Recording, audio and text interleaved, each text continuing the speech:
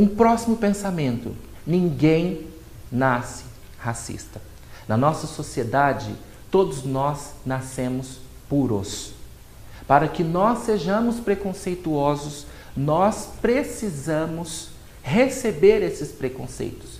Então, em um primeiro momento, esses preconceitos muitas vezes são passados por nós, pela família.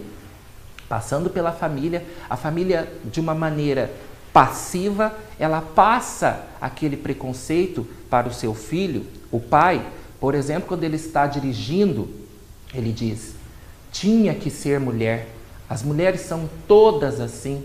Mulheres no volante, perigo constante. Então nós passamos aí, sem querer, de uma maneira passiva, essa intolerância que dificilmente será trabalhada de uma maneira lógica, óbvia e respeitosa.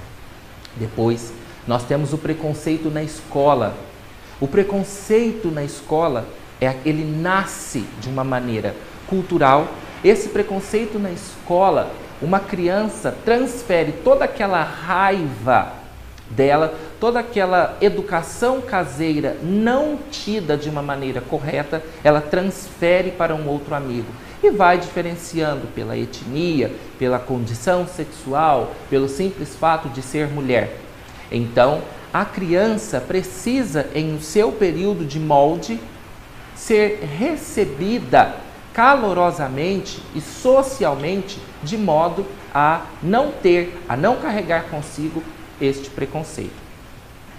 Depois, a posteriori, nós temos uma posição, ou melhor, algumas expressões na nossa sociedade, no nosso dia a dia, que muitas vezes ninguém percebe, mas são expressões completamente preconceituosas. Todos nós ouvimos essas expressões preconceituosas. Por exemplo, quando nós trabalhamos muito, nós temos aquela expressão daquela cantiga, muito antiga, da escrava Isaura. Lerê, lerê, lerê, lerê, lerê. Então, é um legado da escravidão. Eu estou trabalhando muito. Depois, antigamente, cantávamos racismo no carnaval. E que racismo era esse? Olha a cabeleira do Zezé. Será que ele é? Será que ele é? Homofobia. Cantávamos. Tínhamos também a expressão, e temos até hoje, cabelo ruim. Quando eu tenho a expressão cabelo ruim, eu quero dizer o seguinte: o cabelo afro do negro não é um cabelo socialmente inserido na nossa sociedade. Depois, eu tenho a expressão cabelo bom. A expressão cabelo bom se dirige às pessoas caucasianas com cabelo liso. Por esse motivo, muitas vezes, as pessoas, para se enquadrarem, as pessoas negras, muitas vezes, não todas, não estou generalizando, mas fazem o uso da chapinha para alisar o cabelo e ser socialmente aceita. Pois nós temos também outra expressão que é passiva: olhos bonitos. Que olhos bonitos você tem? Esses olhos bonitos, sem sombra de dúvida, são para pessoas caucasianas, ou seja, brancas, de olhos azuis ou verdes.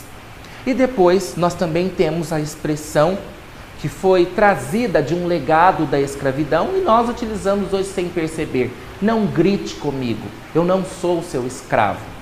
Dando a entender que com o escravo, com aquela pessoa que está numa condição inferior a você, você pode gritar, você pode menosprezar, você pode discriminar.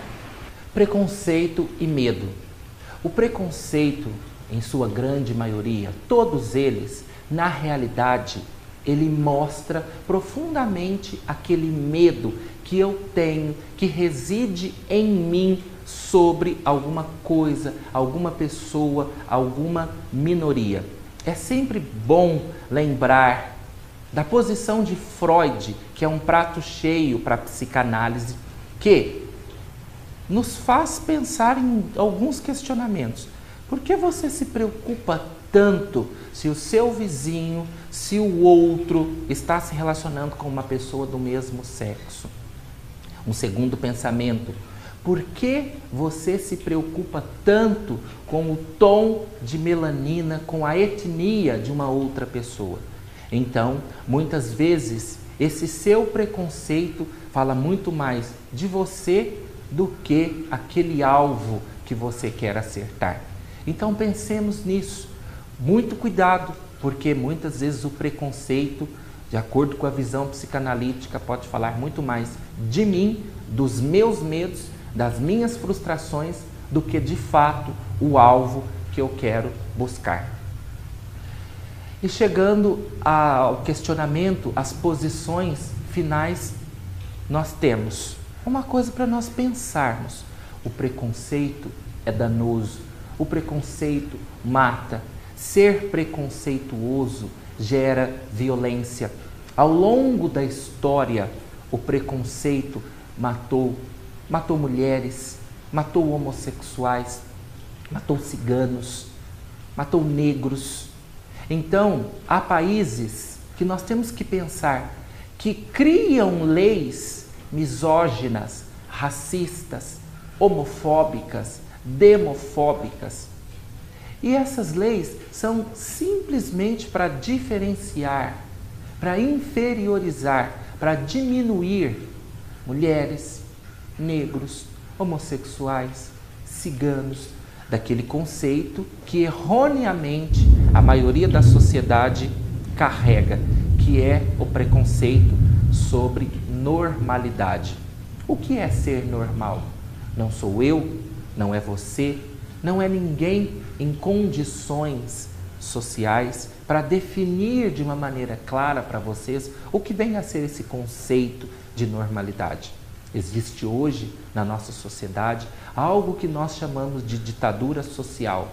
Essa ditadura social é uma ditadura que vai todas as vezes, todos os dias, a todo momento, estigmatizando, tentando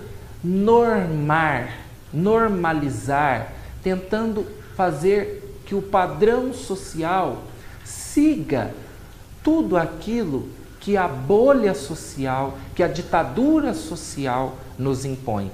Então, tudo isso deve ser evitado por todos. Não existe ser humano perfeito, não existe homem perfeito, não existe mulher perfeita.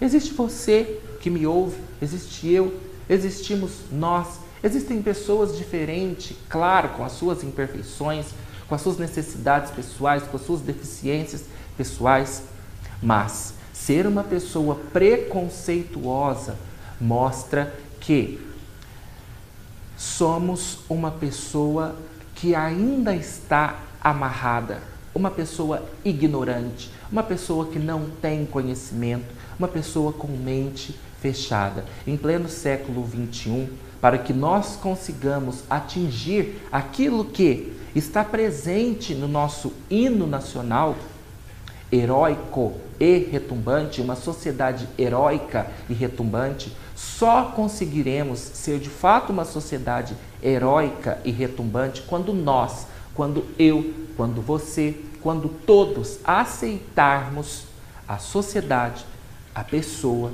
o indivíduo da maneira que ele é. Pensemos nisso e nos livremos de uma vez por todas dessa doença que causa sofrimento, que causa desrespeito, que causa intolerância, que causa dor e, infelizmente, que causa, hoje em dia, muita morte. Foi muito bom estar com vocês. Muito obrigado a todos que me assistiram e até a próxima.